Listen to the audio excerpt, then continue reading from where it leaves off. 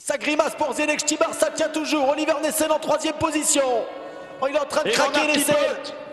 Van Aert qui explose. Oh oui, c'est terminé pour Wout van Aert.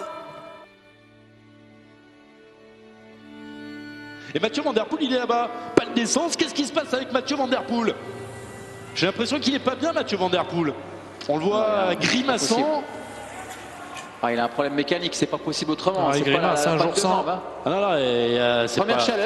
Première chaleur aussi. Je pense que c'est ça, c'est la chaleur, c'est pas un problème mécanique là. Pas de sèche pour Mathieu Van Der Poel.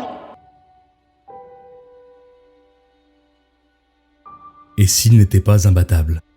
S'il existait une fissure sur le piédestal doré de ceux que l'on autoproclame favoris, une brèche à exploiter pour tous ceux qui prétendent à s'emparer du pouvoir, pour inscrire un jour leur nom en première page des livres d'or des courses les plus prestigieuses. Sur le Milan-San Remo, printemps des classiques, Jasper Stuyven ouvrait la boîte de Pandore de la reconquête des seconds couteaux. Caleb Ewan qui déclenche son sprint également. Mais Jasper Stuyven est en train de s'envoler. Jasper Stuyven qui va peut-être gagner Milan-San Remo. Oui, Jasper Stuyven s'impose devant Ewan, devant Wout van Aert. La surprise est là. Victoire pour la Trek Segafredo. Un vent nouveau soufflait sur la compétition, amenant avec lui les espoirs d'une stratégie ayant le pouvoir de renverser la montagne. Une lutte de longue haleine envoyant les favoris dans les cordes, la mise à nu d'une idole et la révélation d'un tendon d'Achille. Quelques jours plus tôt, la rumeur se répandait, honorant Asgreen puis Van Baarle. Deux hommes habitués au travail de l'ombre, comme si les kilomètres passés à l'avant d'un peloton pour forger le succès de leur leader n'étaient pas de suffisants projecteurs sur leur talent. Le révélateur d'un véritable sport d'équipe où la grandeur du sacrifice peine à remplacer la joie immense de lever les bras sur les plus belles courses. Un bonheur indescriptible, d'autant plus intense quand il est rare, l'ultime témoin d'un sport cycliste comme réécriture du jeu des trônes où tous cherchent à faire tomber la tête du roi.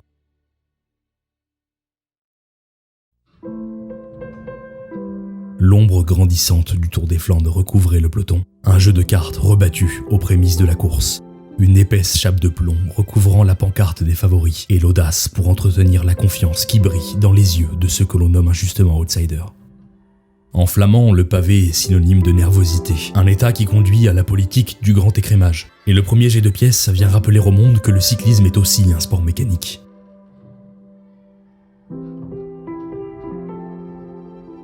Une machinerie superbe, sublimée par des artistes qui se servent de leur vélo comme d'un pinceau, mais qui a aussi ses failles face aux conditions naturelles. Une alchimie fragilisée sous les coups de butoir du pavé acéré. Une première condition à l'élimination pour les prétendants à la victoire finale.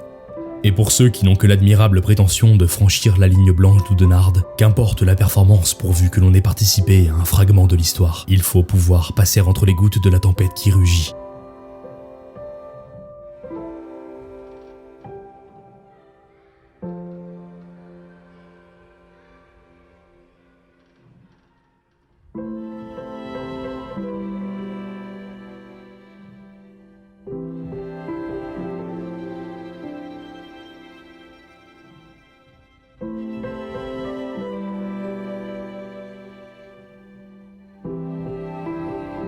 Puis il y a une composante intrinsèque du sport professionnel, un règlement à la froideur effrayante, où donner un bidon à un enfant émerveillé devant ses héros et leurs chevaux de carbone est synonyme de fin de rêve. Des heures d'entraînement brisées sous le joug des commissaires et de leur pouvoir despotique sur une compétition à jamais salie. Dans les difficultés du Tour des Flandres et que son équipe roule devant. Disqualifié, non? Mais c'est pas... Non, pas disqualifié quand même.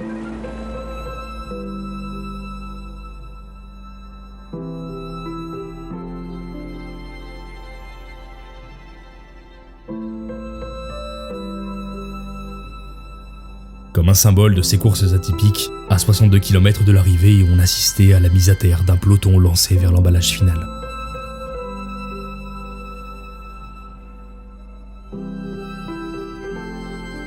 Des Alpecin Phoenix qui ont goûté l'asphalte, aucun n'aura l'opportunité de jouer un rôle dans cette bataille pour le trône des Flandres.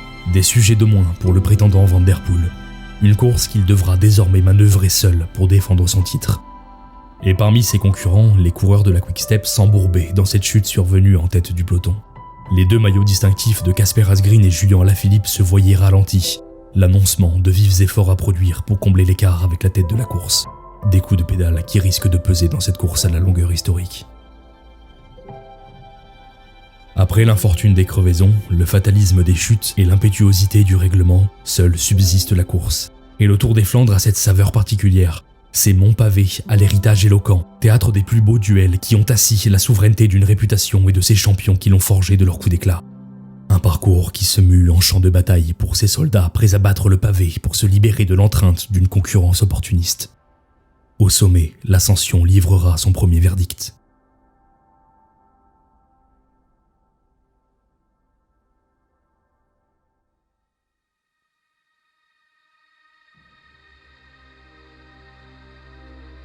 De cette chorégraphie haletante, une poignée d'hommes s'en détachaient. Un groupe au sommet pour se disputer la victoire au profit des dernières difficultés du parcours. Une course ô combien éprouvante, où nul ne pourrait avoir la prétention de sauter un précieux ravitaillement. Et pourtant, comme un signe avant-coureur que Classic perd son sens premier, c'est à ce moment que la course prit un virage inattendu. Attention, Casper Asgreen va contrer.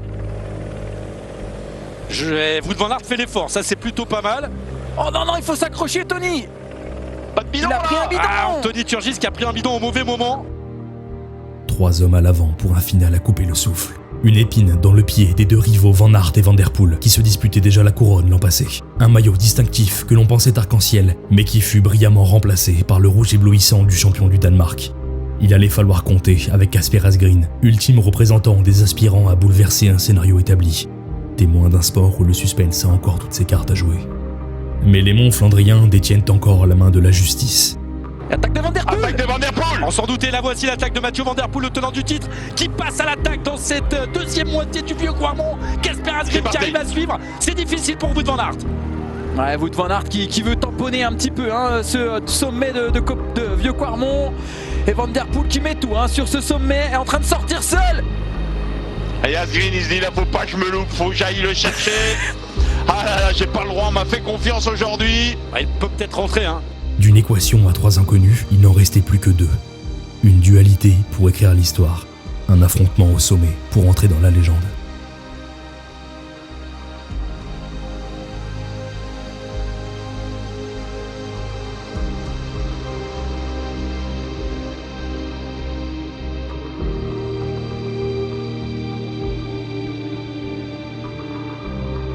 Incapable de se départager sur le pavé, c'est au sprint que le verdict sera rendu.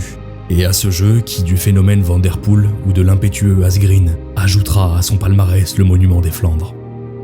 À l'abord de la flamme rouge, ils sont nombreux à placer leurs espoirs du côté du Hollandais, qui affiche assurément plus de certitude dans l'exercice si particulier du duel final. Mais un regard vers le passé permet d'entrevoir la lueur d'un dessin dépeignant la chute d'un favori, la fin d'un règne au profit d'un effort immense pour s'emparer de la couronne. Et Casper Asgreen impassible, il ne montre rien. Il va lancer d'un peu plus loin que Van Der Poel, certainement. 300 mètres, Asgreen qui accélère. Il monte en danseuse, il oblige Mathieu Van Der Poel à accélérer. Et maintenant le champion des Pays-Bas va déclencher son sprint avec Casper Asgreen qui remonte à hauteur de Mathieu Van Der Poel. Mathieu Van Der Poel qui garde encore une petite tête d'avant.